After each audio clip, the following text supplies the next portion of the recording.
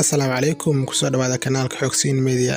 Barnaamijkan maanta wuxuu ku saabsan yahay waa mowduuc yar oo ku saabsan balse macno weyn xambaarsan kaasoo ah taqwada Ilaahay iyo in istighfaarta la badiyo.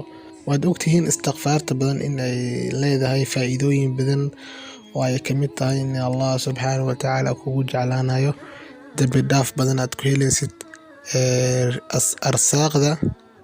arsaaqda Ilaahay oo ku waasicinayo ma lagu soo koobi karo faa'iidooyinka ay leedahay istighfaarta. Marka sidoo kale alla ka baqa ama alla ka cabsiga aad iyo aad ayuu muhiim u yahay. Marka waxaan isku boorinaynaa in alla ka cabsiga aan badino si aan liibaan badan aan u gaarno. Qofkii Allah ka baqaa maqraj ayuu Ilaahay u sameeyaa ama meel oo wax ka filayn ayuu Ilaahay wax ka siiyaa. Marka waxaan jeclaystay inaan labadaas qodob idinla wadaago. Marka aad iyo aad u mahadsantihiin asxaabta janaalka ku cusub. Waxaan leeyahay fadlan soo dhawaada subscribe-ta nagu dhiirigeli fadlan subscribe noo saar asxaabtaadana la wadaag. Haddii aad ka hesho muuqaalkana like saar waad ku mahadsantahay daawashada muuqaalkan.